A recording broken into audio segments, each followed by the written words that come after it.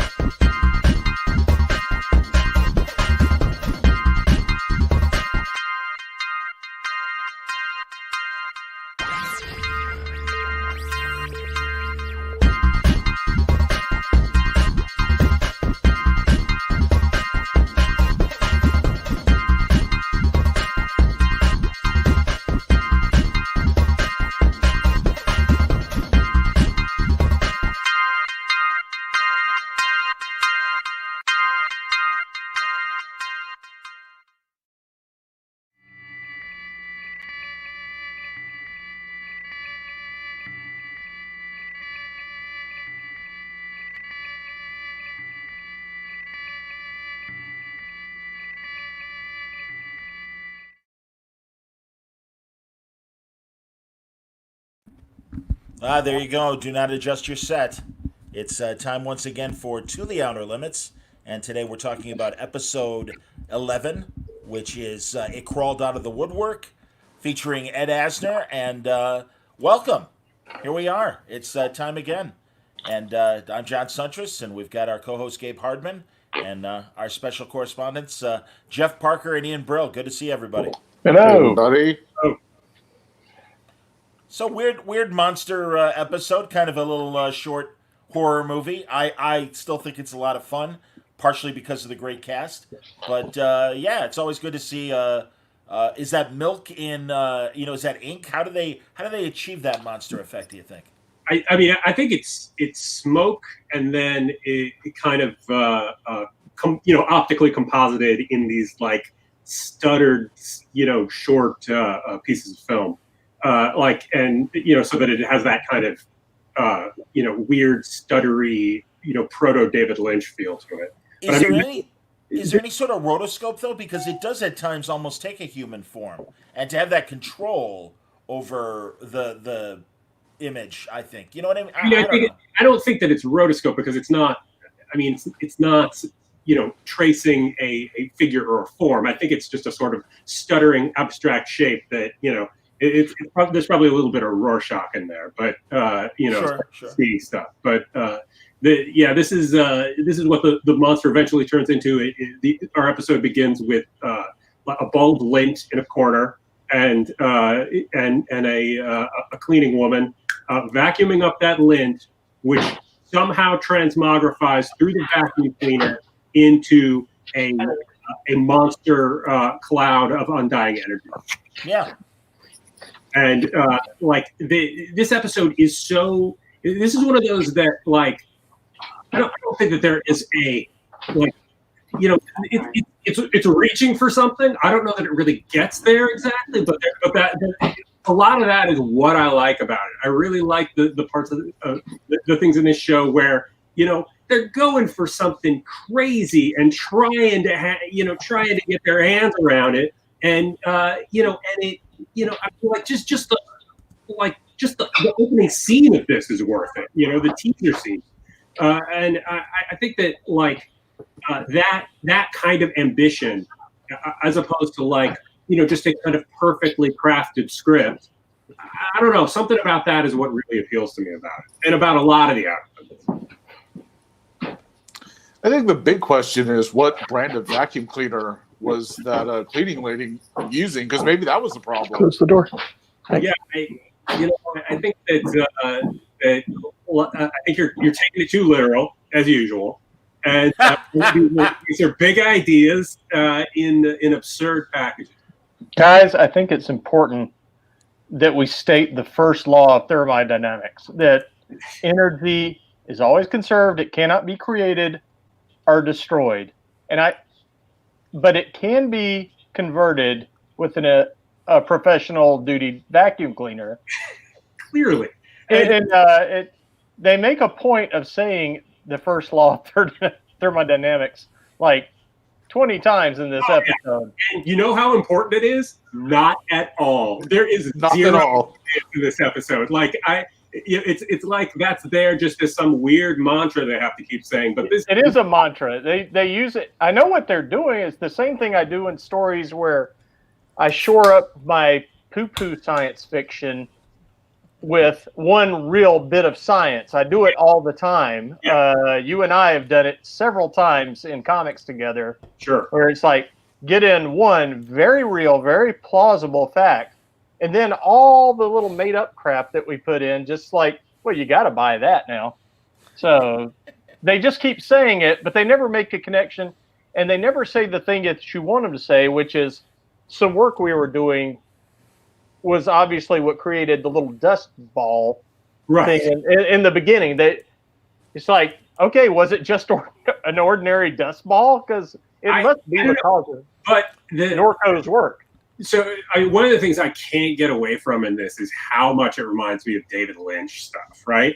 Like particularly, there are a few things in it that are all feel like almost direct references to Twin Peaks: The Return, but just in that opening part where the dust bunny is vacuumed up, and we just follow the dust bunny through the hose into the vacuum while a kind of disturbing rumble audio is going on, the most David Lynchy thing that happened before David Lynch existed, Well, don't forget, you also briefly see from the dust ball's point of view.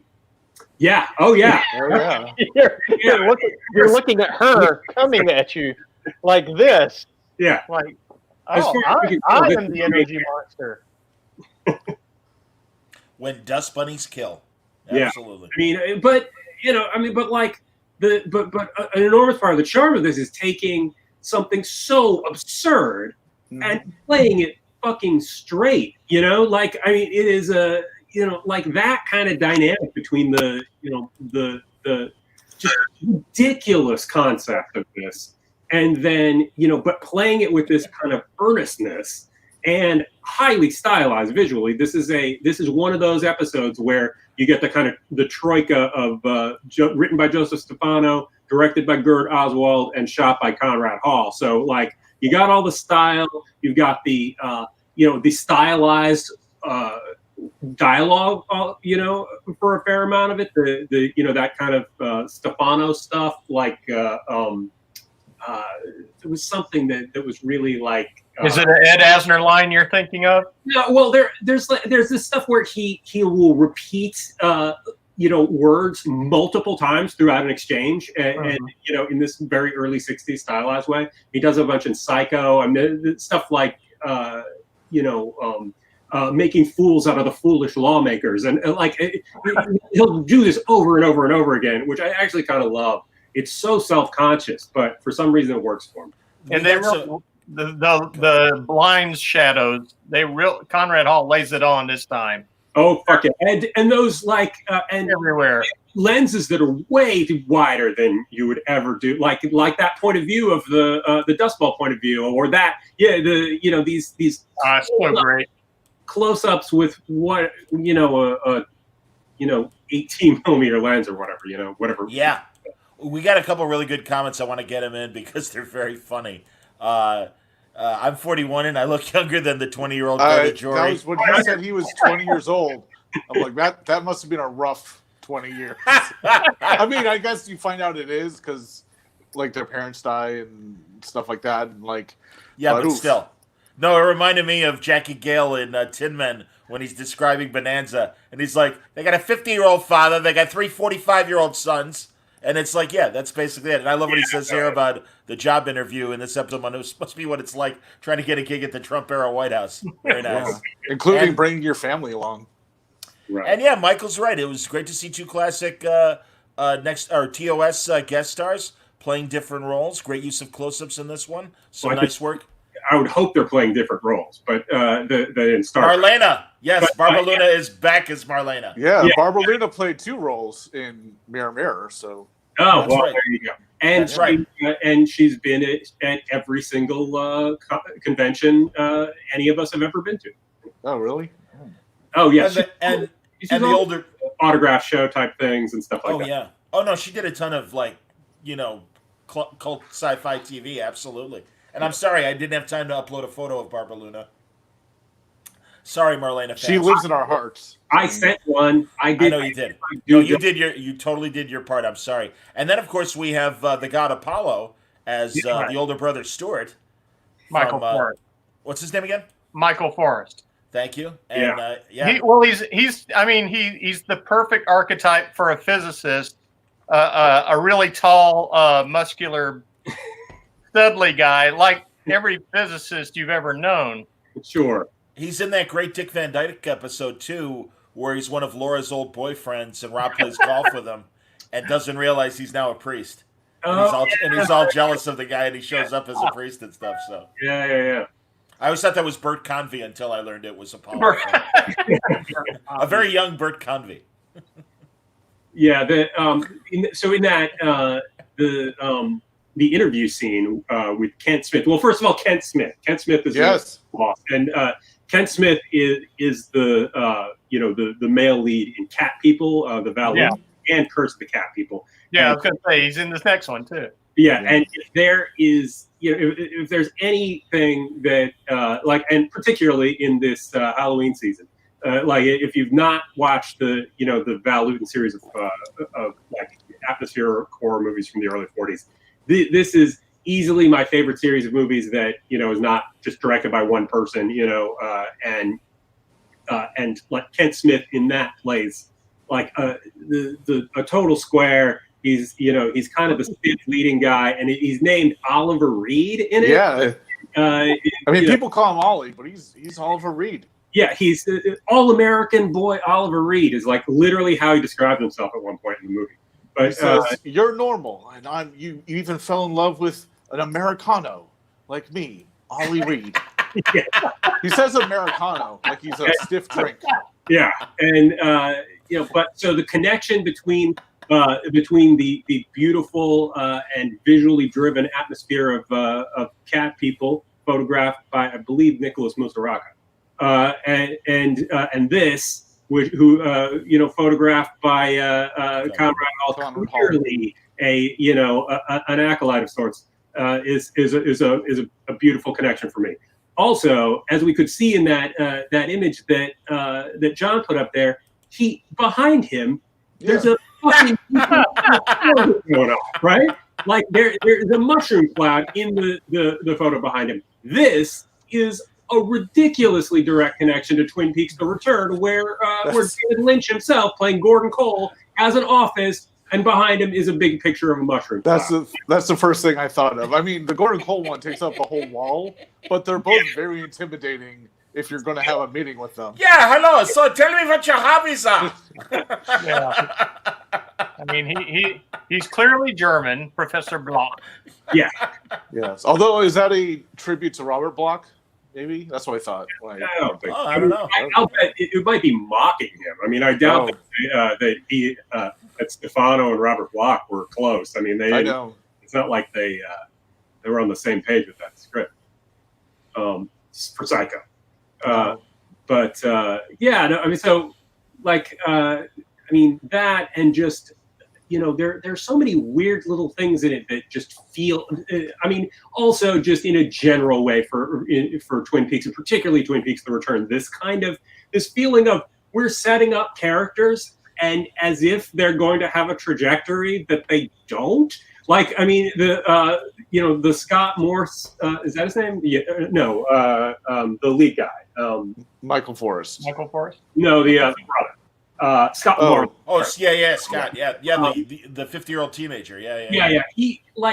His character has zero forward momentum. He's constant. He has these little like soliloquies about his past, and there's the one about how his parents were killed in a boating accident, and he thinks his brother holds it against him, but none of these things really have anything to do. I mean, there's a point towards the end where he and Barbara Luna are just sitting in a car, and he's like, I can't make decisions.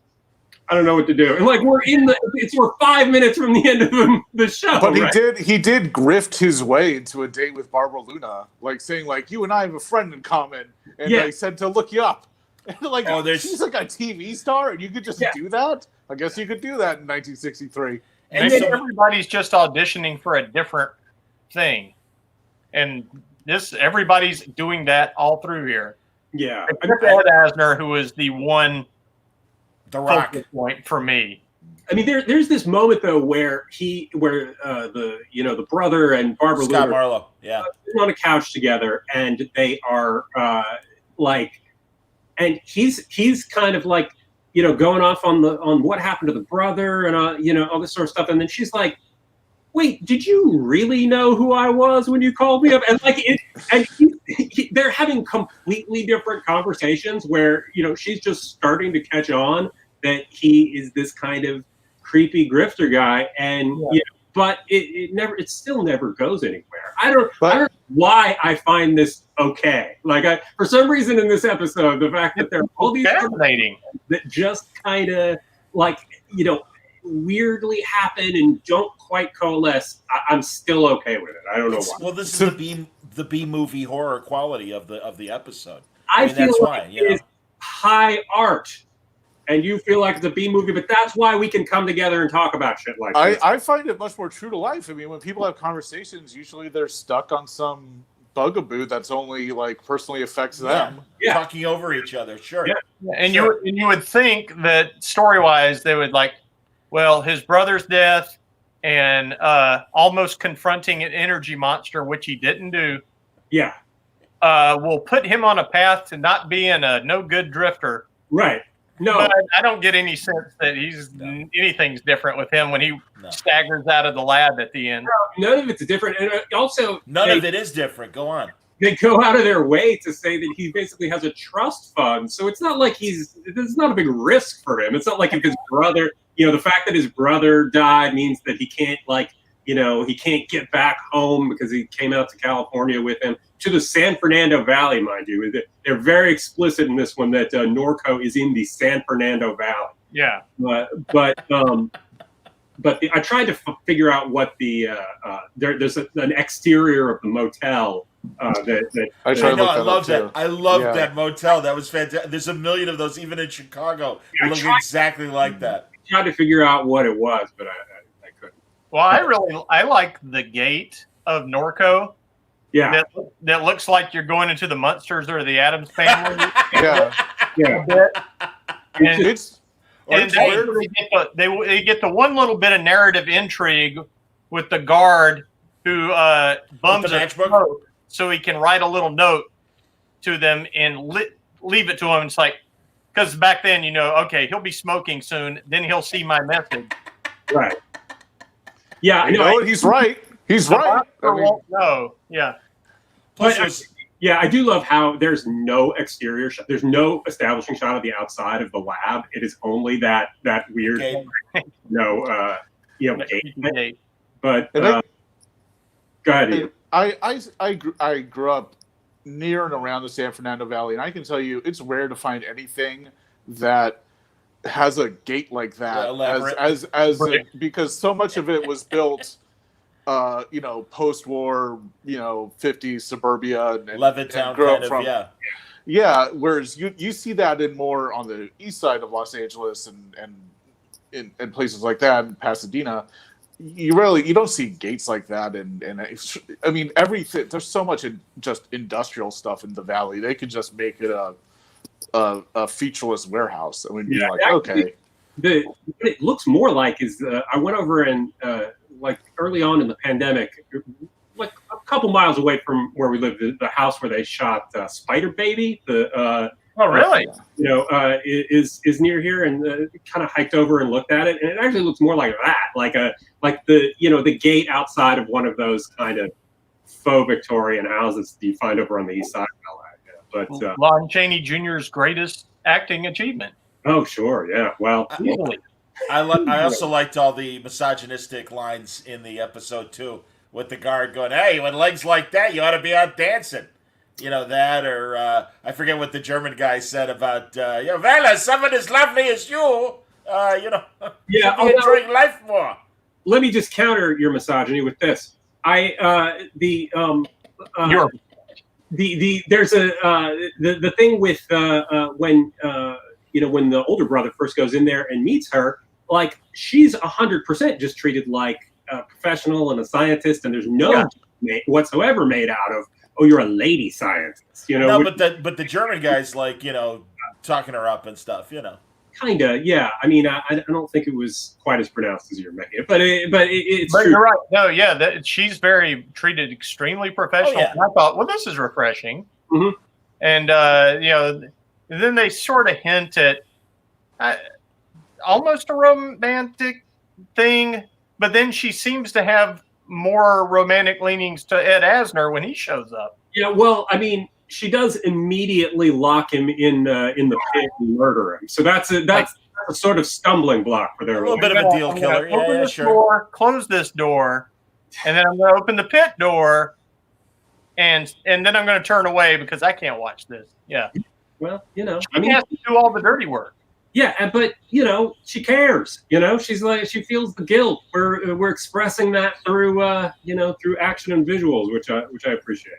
I guess what I'm trying to figure out, obviously the real monster is Dr. Block, who wants to frighten everyone to death and put pacemakers on them. Yes. So I've killed you twice. Hello. Reasons.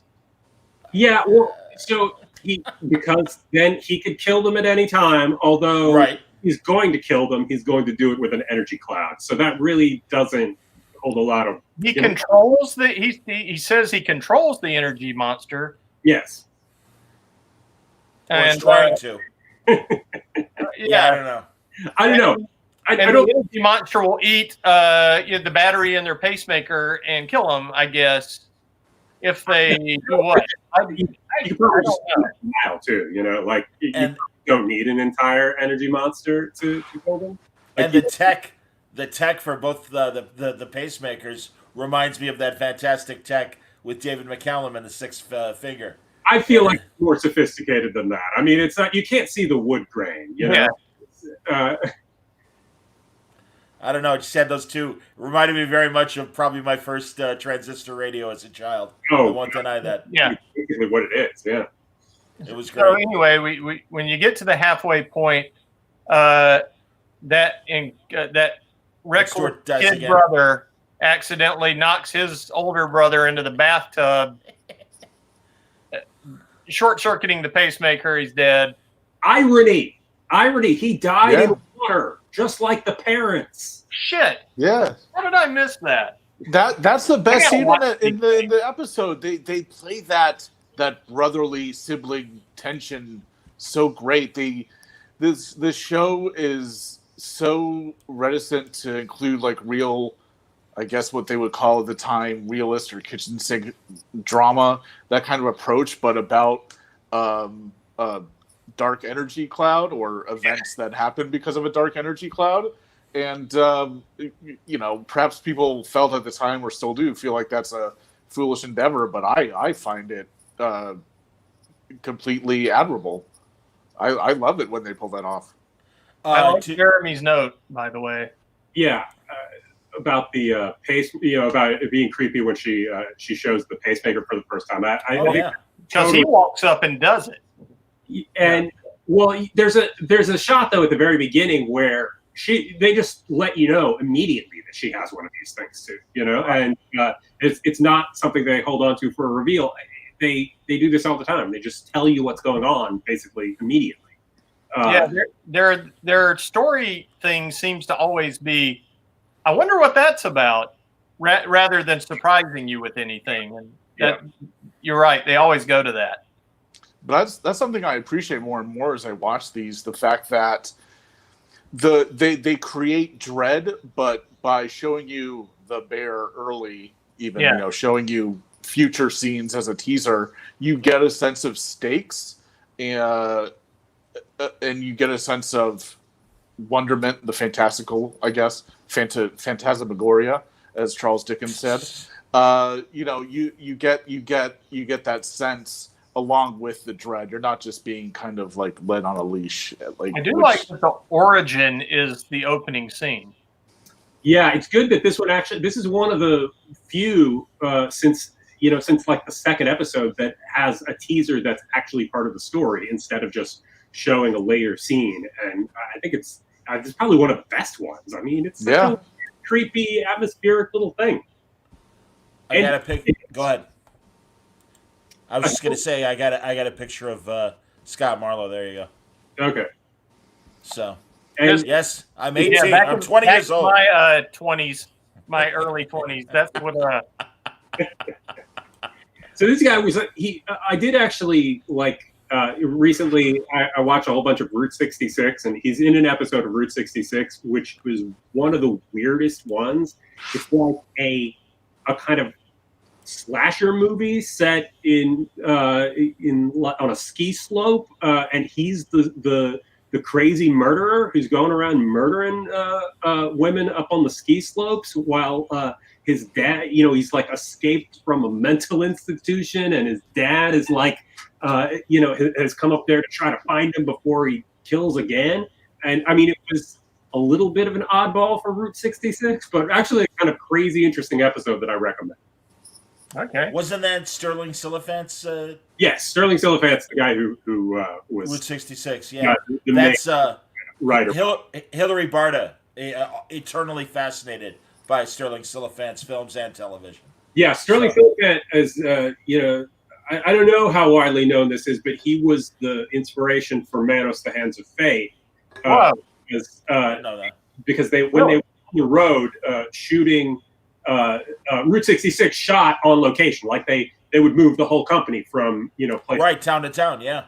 And so unlike something that shoots at Paramount and then they have a couple little location shots, they shot everything on location, right? So when they went through Texas, and Silliphant met up with this guy at a bar and talking to him about shit and whatever, and the guy got super inspired by this meeting and thought, well, shit, I could make movies. I could be like this guy, and that was the director of The Hands of Fate. So he locally, raised the money to make the movie and did all that shit. And they had a giant, premiere in town and everything. And then fuck all happened with the movie. It was hilarious. That's outstanding. Hey, Jeremy makes a good point too about Scott Marlowe. He's got a Hitchcock Presents episode where the whole 27 minutes is just to show some old man trick him into getting his ass beat and steal his girlfriend. All right. Well, good. I should have watched that one too. We should do a Scott Marlowe film festival. If all you want to ever watch are single episodes of television series, because he was never even a regular on a series. He somehow worked for 30 years just doing one-off episodes. He's got top billing in the episode. He was in he was in the Valley of the Dolls television show. I didn't know there was one. Neither did I. Oh, it was the miniseries. It's from '94, the remake miniseries. Let's see how far back he goes. Man, he goes well into the '90s. But you're absolutely right. Zane Grey Theater, Men in War, Lux Video Theater, Schlitz Playhouse. Everybody, Wagon Train. You're right. All one-offs. Cheyenne. Sugarfoot. Oh, he should be in Sugarfoot. No, he is. No, maybe that was somebody else. Well, but Cheyenne, so certainly in that, oeuvre. Bronco. Let's see. Do you do a Rifleman? I do not see a Rifleman. Dr. Kildare. Wild West. Stony Burke, ladies and gentlemen. Oh, is it that must be where they cast him. A Gabe Hardman favorite, absolutely.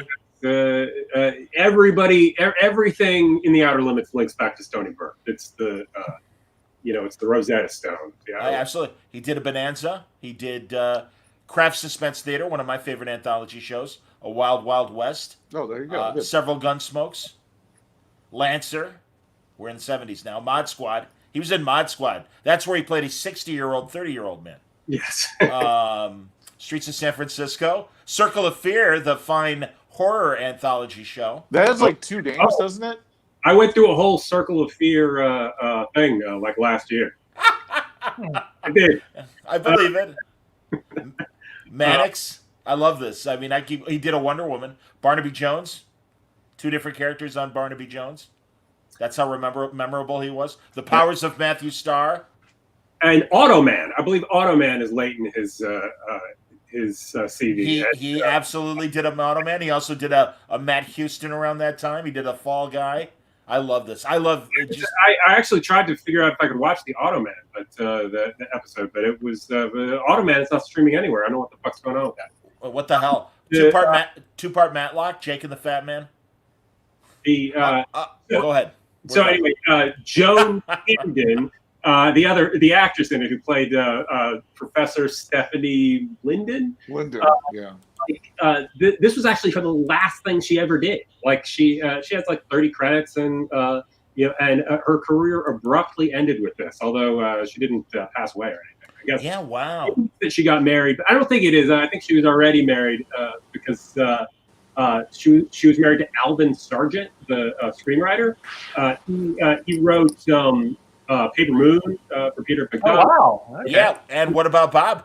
And a writer on What About Bob and Ordinary People. And he was and he wrote those like the Sam Raimi Spider-Man 2 and 3, right? And so like I spent a ton of time on 3 standing around on set, so I talked to him a bit on that, and this has nothing to do with the Outer Limits, but he. But Peter Bogdanovich always often comes up on here though, and I asked him about working on Paper Moon, and he was totally like he took like no credit for it, and he was like, "Oh no, I don't think it was really just that Bogdanovich was so talented," which I thought was kind of interesting given all the stuff with the Polly Platt. All the who gets the credit, Polly Platt versus Bogdanovich stuff, and I don't know to what extent that he would have been in on that sort of stuff, but I don't know. I thought it was interesting. Also, Scott Marlowe, Jeremy says the Thriller episode is also pretty fun. Him as a drug addict painter. I think Jeremy is going to need to be in your film festival episode. Though. Yeah, he seems Jeremy's rocking it out there. Jeremy's a Chicago guy. I've seen him at Chicago events before. I appreciate him coming on. It's good to see him, man.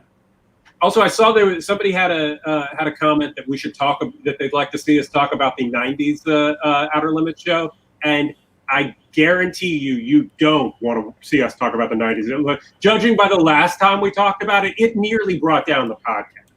Yeah, no, it didn't. When there are remakes of the '90s in the '90s versions of these shows, we'll call back to those. But I enjoyed the '90s show. It's tough. It's rough. I definitely want. I know there's at least. I mean, there's the the other ones we talked about, but I know there's a remake of a Stefano episode that's coming up not that long. Feasibility study. So we'll compare both of those. And iRobot when we get to it. It's certainly. Yeah. That's the second season though. We'll see. Yeah, but like I keep saying. At the very least, we do have to do like the best second season episodes. Yeah, sure. I at least believe that. I'm not even sure. I mean, apart from the obvious ones, I'm not even sure what those are. I mean, I haven't sat through a lot of the second season in a long time, so we'll see. I don't know. Okay, regardless of who's positioned as the star in this episode, Ed Asner's the real star, and I want to hurry up and finally get to Ed Asner because I love the fact that the protagonist changes. And it becomes about him for the second half of the show. Yeah. Everything that's fascinating to me.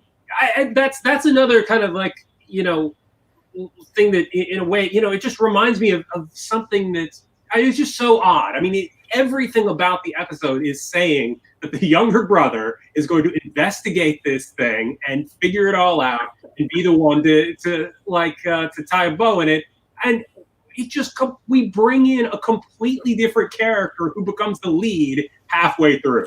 Maybe Scott Marlowe didn't feel like working too hard and pulled out, and they had to create the Ed Asner character. It seems like that. You know what I mean? Because you could almost put that scene at the end, literally, where he's about to enter the gates and go in. You could put that, at the beginning of Act 3 or Act 2, and have it play there. Yeah, I don't know. I mean, it just feels like his it's so unorthodox to do it that way that it's bewildering. But I don't know. I also kind of like it. It's so crazy and different, and Ed Asner's so great. Ed Asner is Ed Asner, and he comes in. He immediately has more chemistry with everybody. Yes, like so suddenly, and of course,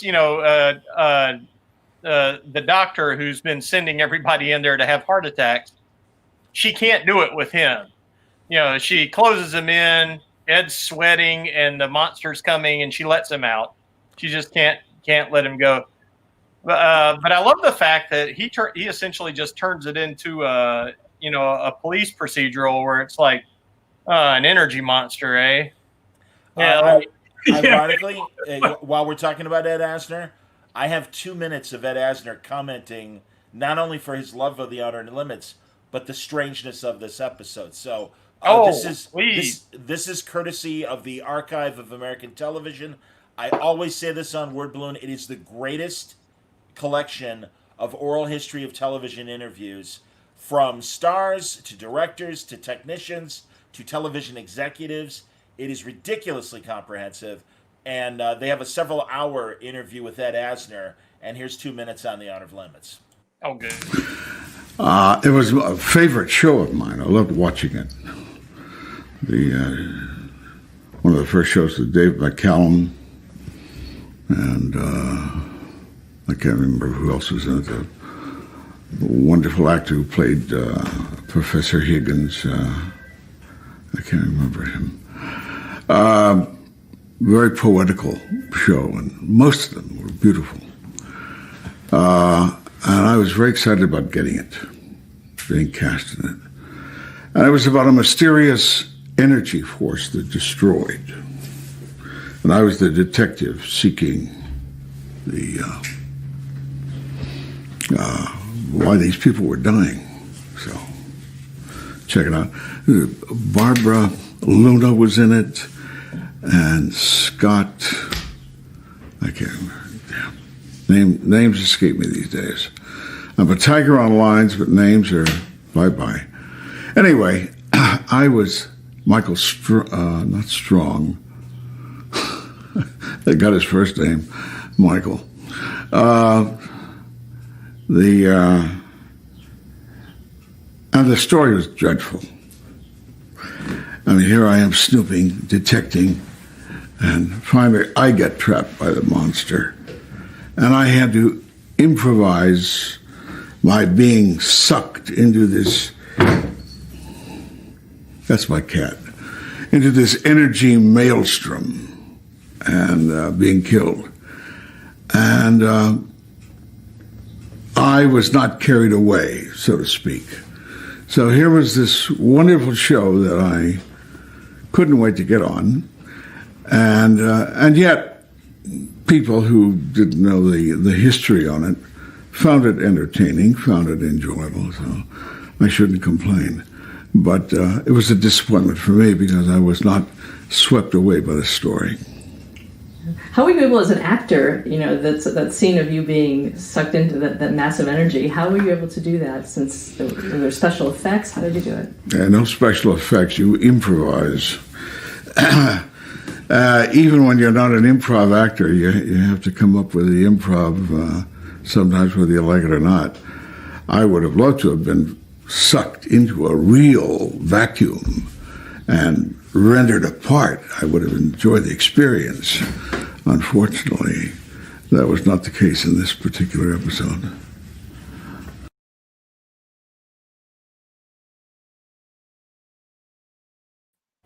So there you go. So that was almost exactly like us talking about it. We spend half the time trying to remember somebody's name. There's my cat. I'm imagining, I know it didn't happen like this, but I'm imagining him telling that near a fireplace with like a drink in his hand.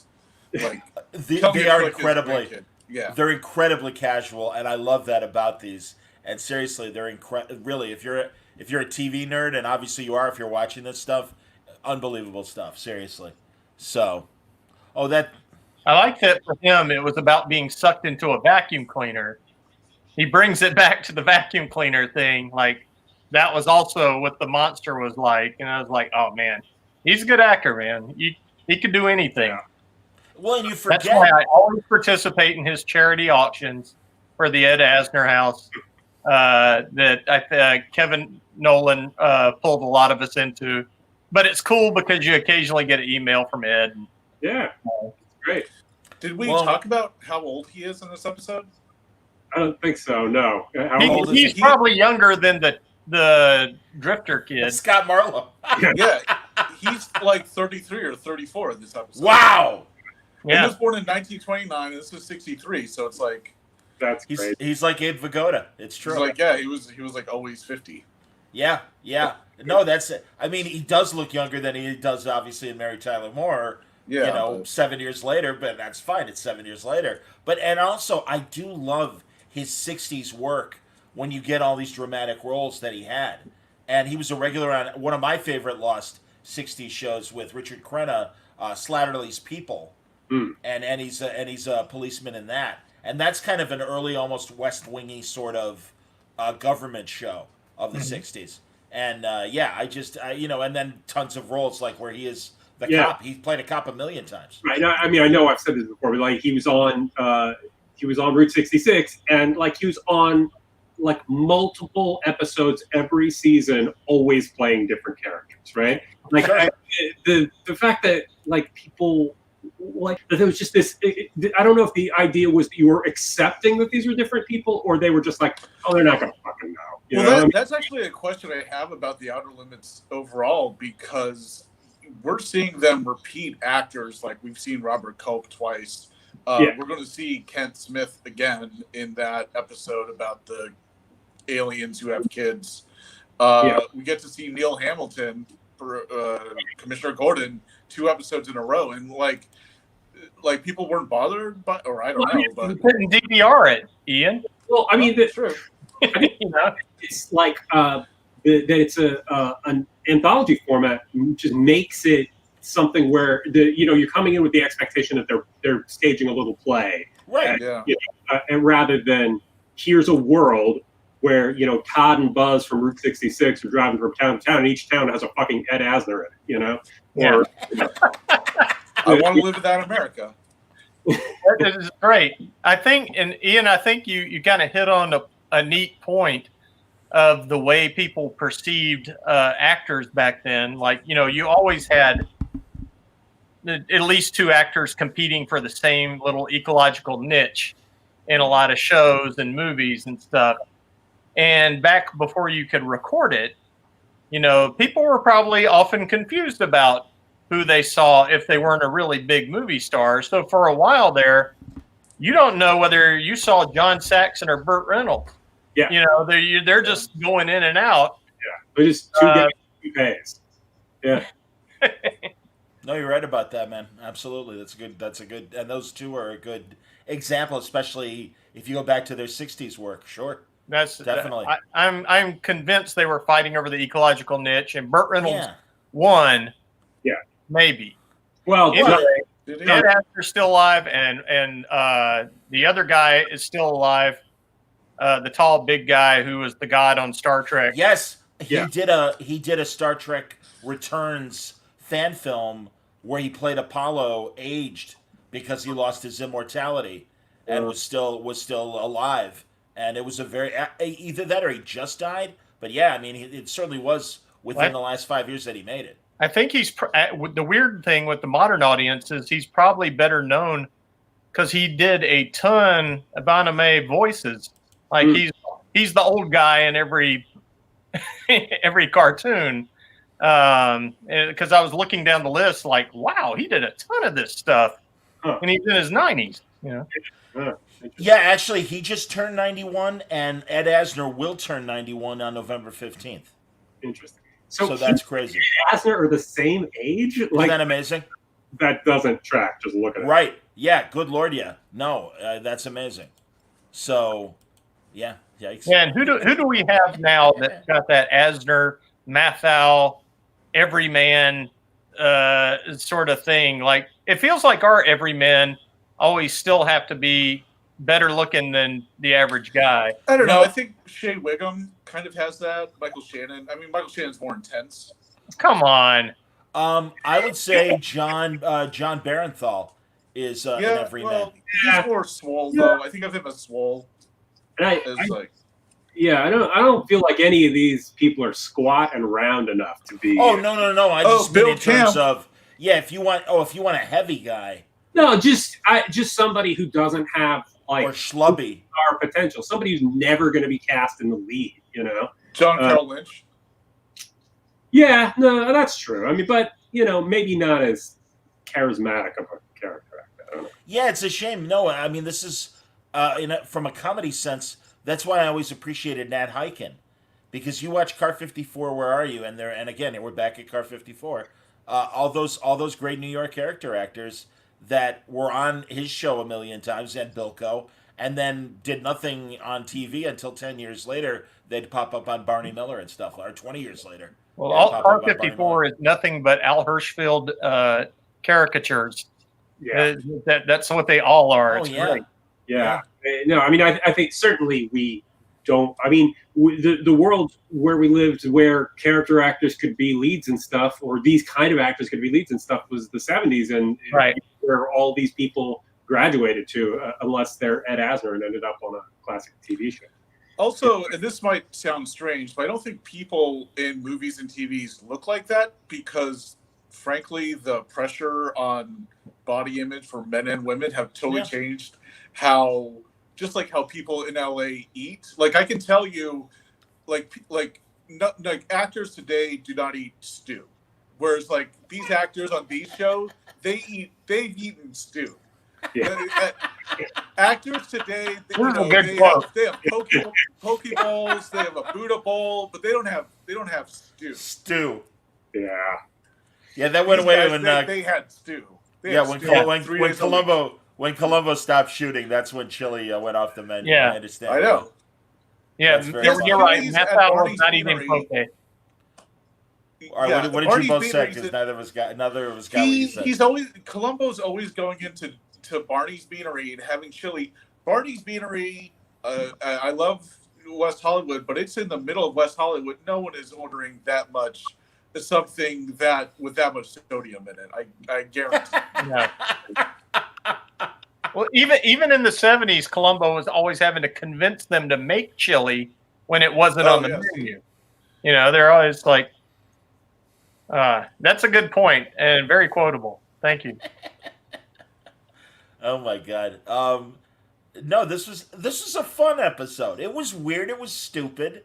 Yeah. And again, I don't even think that exactly. I think that I know you don't. And weird. I don't agree about the stupid. I think that it's reaching for something that it's not quite grasping more than it's just being stupid. And also go ahead. No, there was just a comment. This comment about the switching the lead halfway through, like Psycho, from Peter, is like, he's saying, was that Stefano or Hitchcock's idea in Psycho? And that's one of those things that everybody takes credit for. Like, Stefano takes credit for it. There's an argument to be made. It's just from the Robert Bloch novel, and Hitchcock somewhat takes credit for it as well. The casting of Janet Leigh and such a big star to get whacked in the first act and everything. Yeah, the thing that Stefano tells is that was kind of the hook that he pitched to Hitchcock that got Hitchcock interested in him writing this script, because they initially, it was not a meeting that was going well, or it was just, they were very opposite sort of people, and like the Stefano version is that he, when he floated that idea of, you could just kill this character off halfway through the movie, that's when Hitchcock got excited about doing a sort of daring structural move in what's otherwise a kind of lean genre piece. Michael asked because we mentioned Circle of Fear, any other must-see classic horror recommendations from the panel. If you're talking about TV horror anthologies, I was a Dark Room fan. I remember what else was another one like that. Circle of Fear, Dark Room, of course. Night Gallery. There's a handful of good ones. Most of them sucked, but there were a handful of good ones. I'm a big fan of the first season of the '80s Twilight Zone, which I think is very well done. It goes up, it loses its luster later on as it gets moved around by the network. But that first season, where you got like William Friedkin doing episodes, Joe Dante doing episodes, Harlan Ellison writing episodes, I think it's good stuff. Yeah, I've never revisited that. And it's funny, ironic. They ran it on the Decades channel this past weekend, and another comic connection to that '80s Outer Limits show. And honestly, I begged him to talk about it, especially during the 60th anniversary of the show. But Marty Pasco wrote a couple and was a story editor on that season, and he had a ton of stories that we would talk about off the air. And really, I'm like, Marty, it's the 60th year. Come on. It's like him and Straczynski are the closest I got to talk to people that worked on a Twilight Zone. Alan Brennett, is it pronounced Brennett? What's that? Alan Brennett, who he worked on a lot. Brenner. Brenner. Brenner, yep. That's it. Yep. Ian, was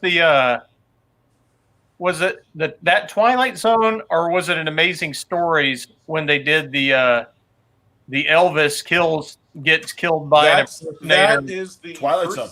That is the first episode of the second season of the '80s Twilight Zone. That episode is written by George R.R. Martin. Yeah, it's a great love episode. that episode. Yeah, that's a pretty funky one. Yeah. I don't know. I don't remember any of these. Oh man, and there's a good Bruce Willis one. And, that's the first one, Saturday, the Harlan Ellison one. One of the Harlan Ellison ones. Yeah, it was. I mean, that's the thing. When it was, and actually, I was watching it when it was on in the '80s, so I did like it enough. I mean, but you obviously, as you were watching, like, yeah, it's okay, but it can't hold a candle to the original. Now, though, in retrospect, like Ian is saying, that first season, there's a lot of really good ones, and of the revival Twilight Zones they've tried to do, including right now with Jordan Peele, it's probably it's the best of the remakes. I would say it's better than all the relaunches, including the movie. Yeah, and I like the George Miller section of the movie. The one that was on UPN in the early 2000s. I know, but it was really interesting. Ira Stephen Bear, the Deep Space Nine showrunner, took it because UPN was like, "Hey, we're doing this," and he's like, "You're gonna screw this up no matter what," and maybe I can screw it up less. Well, they had that one great Billy Mummy episode that called back the original. To with his real life daughter. Yeah, that was kind of interesting, but yeah. Another enough about go ahead. Well, another producer on the UPN Twilight Zone was Penn Deshaw, who was a producer on the '90s Outer Limits. Oh, there you go. Yeah. Oh, we did bring it back. Very nice. Nice. Well done. Well, if we're at tangent time, is it time to go? I think so. Is there any other observations of this episode? I think I think that's it. Next week we're looking at The Borderland, I believe it's called, which is a big old mess. So, but it's written and directed by Leslie Stevens, so it's interesting in a historical sense, but. We'll dive into that next week. In next week's 13-minute long episode about. Expect more tangents. Well, everybody, seriously, great questions tonight as always. I'm sorry that I screw up sometimes labeling the show, but I'm glad you found us, and it was very pleasing to see once I started the intros that so many of you immediately jumped in and started watching. So you're trained better than I am. Count on next Thursday at, again, 9:30 Pacific, and I got to do it 11:30 Central, 12:30 Eastern for another episode of To the Outer Limits. And, thanks, everybody, for watching. Very good. And everybody stay safe. Stay